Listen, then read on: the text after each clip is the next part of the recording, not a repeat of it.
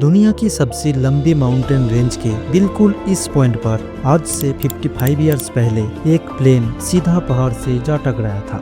लेकिन सबसे अजीब बात तो ये थी कि प्लेन क्रैश के तुरंत बाद ही वो कहीं गायब हो गया। ये 8,900 किलोमीटर लंबी साउथ अमेरिका की एंडीज माउंटेन रेंज है, जहाँ -30 डिग्री टेम्परेचर, 15,000 फीट ऊंचे बर्फीली पहाड़ी और सन्नाटा के अलावा कुछ नहीं मिलता।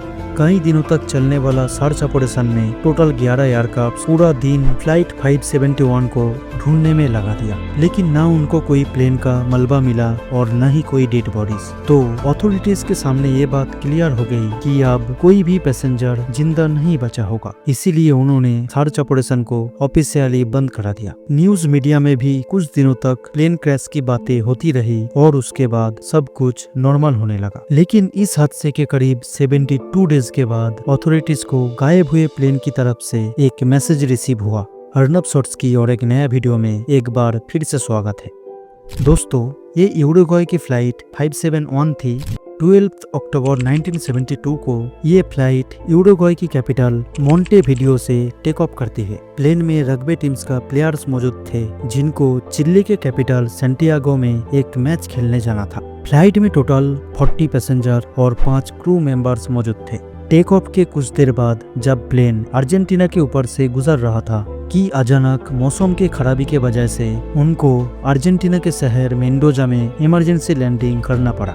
कैप्टन का ये डिसीजन बिल्कुल सही था, क्योंकि अर्जेंटीना और चिली के बीच दुनिया की सबसे ऊंची एंडीज माउंटेन रेंज है, जहां के बर्फ से ढके 15,000 फीट ऊंचे पहाड़ वैसे ही खतरनाक होता है। ऊपर से खराब मौसम में इन पहाड़ी के ऊपर से गुजरना मौत को दावत देने जैसा था। पायलट का प्लान था कि एक रात मेंडोजा में रुका जाए और अगले दिन मौसम ठीक होते ही एंडीज को क्रॉस कर लिया जाए। पर किसी को क्या मालूम था कि अगले दिन उन सब पर इतिहास के सबसे खौफनाक पल टूट पड़ने वाला था। अगले दिन यानी 13 अक्टूबर को फ्लाइट 571 ने मेंडोजा से दोबारा टेक ऑफ किया। मैप पर देखा जाए तो मेंडोजा और सैंडियागो के बीच सिर्फ 180 किलोमीटर का डिस्टेंस है, लेकिन इन 180 किलोमीटर में सिर्फ एंडीज की 15,000 फीट ऊंचे पहाड़ी मौजूद है। लेकिन फ्लाइट के रूट प्लान कुछ इस तरीके का था कि पहले प्लेन मेंडोजा के साउथ में जाएगा, अपनी हाइट गेन करेगा और फिर लांचोन पास के बराबर पहुंचकर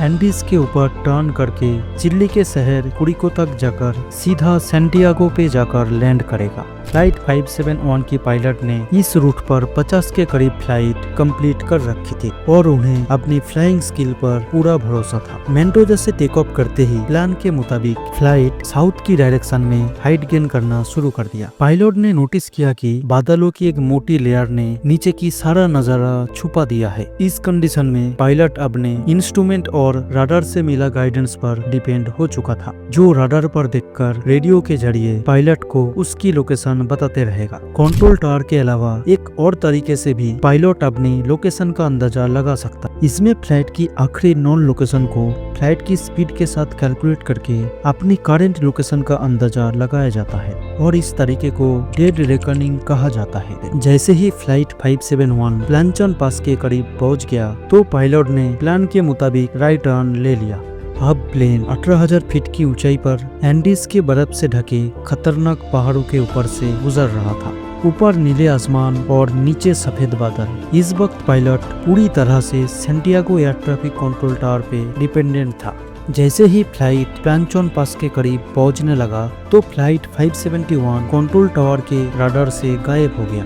ये एक नॉर्मल बात थी, क्योंकि माउंटेन के बीच रडार का सिग्नल वीक हो जाता है। इस मौके पर को पायलट ने डेड रेकनिंग के जरिए अपनी लोकेशन कैलकुलेट की और 3:02 पे सैंटियागो कंट्रोल टावर को रेडियो पे इन्फॉर्म किया कि हम 1 मिनट के बाद चिली के शहर कुरिको के ऊपर पहुंच जाएंगे और उन्होंने प्लेन की ऑल्टीट्यूड कम करने की परमिशन मांगी। नॉर्मली लांचोन पास से कुरिको तक पहुंचने में प्लेन को 11 मिनट समय लगता है, लेकिन उन्होंने ये रास्ता सिर्फ 3 मिनट में कवर कर लिया था।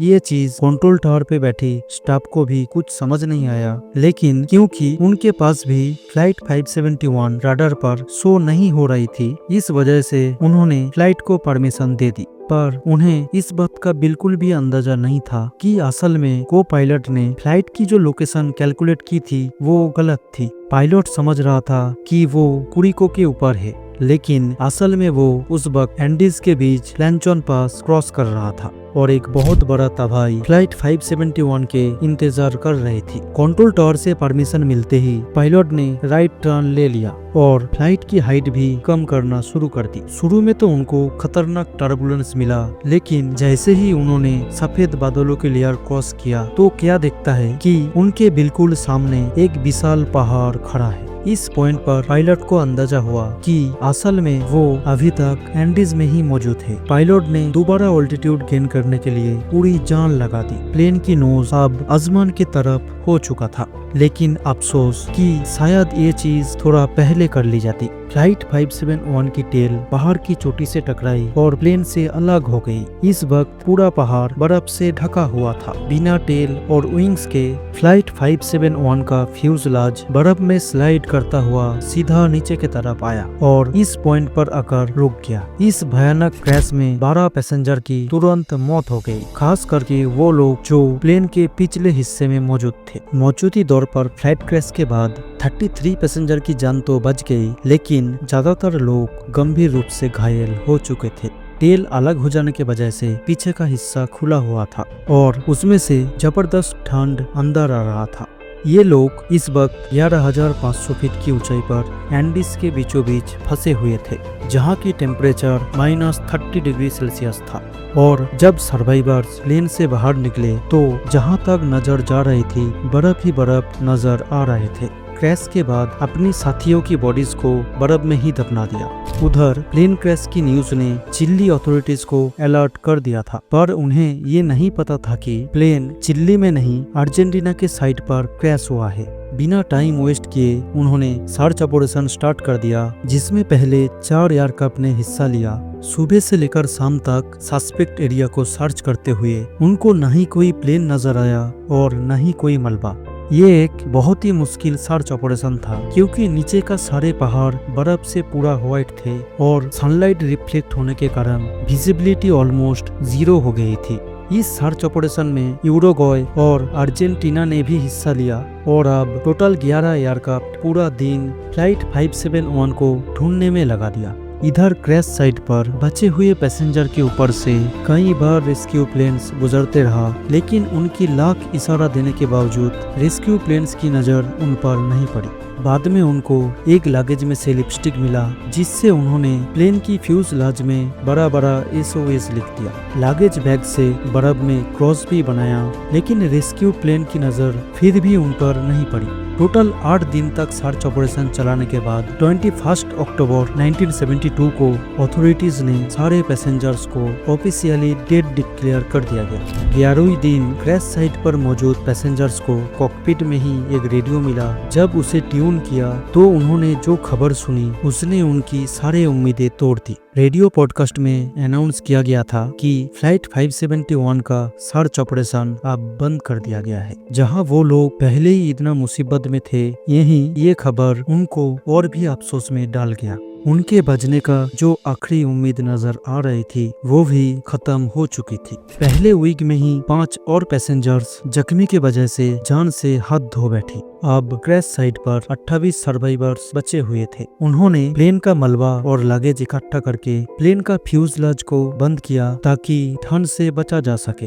उन्होंने सीट्स कवर को गर्म कपड़ा बनाया और सीट्स की फोम को स्नो शूज बना लिया। इस वक्त उनके पास खाने के लिए सिर्फ 8 चॉकलेट बार्स, 3 जैम की जार, कुछ ड्राई फ्रूट्स और गिने चुने पानी की बोतल्स थे। पहले वीक में उन्होंने बड़ी मुश्किल से ये खाना आपस में डिवाइड करके खाया। लेकिन जब ये सब कुछ खत्म हो गया तो उन्होंने कपड़े और कॉटन्स को खाना शुरू कर दिया, जिससे वो और भी बीमार हो गए। एंडीज की इस हिस्से में न ही कोई एनर्जी सोर्स था और न ही कोई होप नजर आ रही थी, और ऊपर से वो जिस रिज पर क्रैश हुए थे ना वहाँ से उतरना पॉसिबल था, ना ऊपर की तरफ हाइक करना। आखिर जब उनको कोई भी रास्ता नजर नहीं आया तो उन्होंने अपने मरे हुए साथियों के बॉडी पार्ट्स खाना शुरू कर दिया। ये डिसीजन बहुत ही मुश्किल थी, लेकिन भूख, प्यास और कमजोरी ने ये कदम लेने पर मजबूर कर दिया। क्रैश के 17 दिन बाद यानी 29 अक्टूबर को अचानक रात के वक्त एक एवेलांच आया और उसने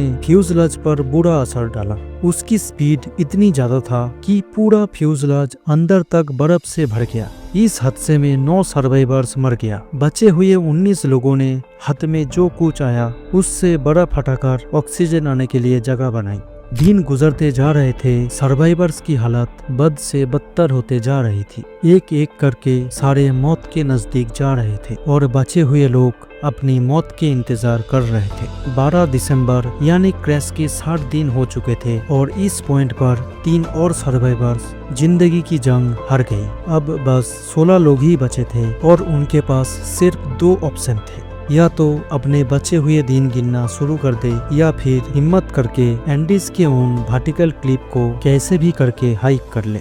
12 दिसंबर 1972 को 3 रग्बी के प्लेयर्स पराडो, कनिसा और विजिंटिन ने वेस्टर्न पीक को हाइक करने का इरादा किया। उनका विश्वास था कि शायद पहाड़ के दूसरे साइड पर कोई ग्रीन वैली हो जहां से शायद कोई मदद मिल सके। ये एक बहुत ही तकलीफ देने वाला हाइक थी, क्योंकि नहीं उनके पास कोई प्रोफेशनल गियर्स थे, बस था तो कुछ प्लेन का सामान और अपने हाथों से बनाया हुआ स्लीपिंग बैग्स और प्लेन के सीटों से बनाया हुआ गर्म कपड़े, और सबसे बढ़कर टेम्परेचर -30 डिग्री सेल्सियस था। और इस खतरनाक ठंड में ये 3 लोग हाइक पे निकल गया। पूरे 3 दिन तक लगातार हाइक करने के बाद जब वो आखिरकार पीक पर पहुंचे तो क्या देखता है कि माउंटेन के दूसरे साइड पर भी सिर्फ बर्फ से ढके हुए पहाड़ है और ना यहाँ पर कोई हरियाली थी, ना जिंदगी का असर। खाने की शॉर्टेज के वजह से एक बंदा वापस क्रैश साइड पर चला गया। पराडो और कनिसा मदद की तलाश में पहाड़ की दूसरे साइड डाउनहिल चला गया। अगले 10 दिनों तक ट्रैकिंग करने के बाद 61 किलोमीटर का रास्ता बुरी हालत में क्रॉस करने के बाद आखिरकार वो लोग एक वैली में पहुंचे, जहां हरियाली थी और एक नदी भी बह रही थी। सबसे पहले उन्होंने नदी से पानी पिया, तभी उनको नदी के उस पार घोड़े पे एक आदमी नजर आया। तेज पानी की आवाज के वजह से वो आदमी उनकी आवाज सुन नहीं पा रहा था, तो घोड़े पर बैठा उस आदमी ने एक कागज और पेन को पत्थर में लपेटकर नदी के उस पार फेंक दिया। पैराडो और कनिसा ने उस कागज पर पूरी कहानी लिखी और वापस फेंक दिया। घोड़े पे बैठा हुआ आदमी इस लेटर को लेकर चिली अथॉरिटीज तक गया। पहले तो अथॉरिटीज को यकीन नहीं हुआ कि 2.5 महीने गुजरने के बाद प्लेन क्रैश के सर्वाइवर्स अभी तक जिंदा है। अथॉरिटीज ने तुरंत पैराडो और कनिसा को रेस्क्यू किया और उन्हें डॉक्टर के पास ले जाया गया। 27 दिसंबर 1972 को यानी क्रैश के 72 डेज के बाद 3 हेलीकॉप्टर पैराडो और कनिसा की निशानदेही पर क्रैश साइट पर पहुंची। पहाड़ की इन चोटियों को देखकर पायलट भी हैरान रह गया कि ये दोनों रग्बी के प्लेयर्स ने बिना किसी गियर्स और एक्सपीरियंस के ये पहाड़ कैसे क्रॉस किया। आखिरकार फ्यूजलाज में जो सर्वाइवर्स थे उनको भी रेस्क्यू कर लिया गया और उनके मरे हुए साथियों को वहीं दफना दिया गया और उनके कब्र पर कुछ पत्थर रख के एक मेमोरियल बनाया गया, जो उस हालत में आज तक वहाँ मौजूद है। ये मेमोरियल आज भी याद दिलाता है कि अगर इंसान हिम्मत नहीं हारी तो बड़ी से भी बड़ी मुसीबतों को हरा सकता है। उम्मीद करता हूँ अर्नब शॉर्ट्स का ये वीडियो आपको पसंद आया होगा। वीडियो को एक लाइक और एक प्यारा सा कमेंट कर देना। मैं मिलता हूँ आपसे अगली और एक नया वीडियो।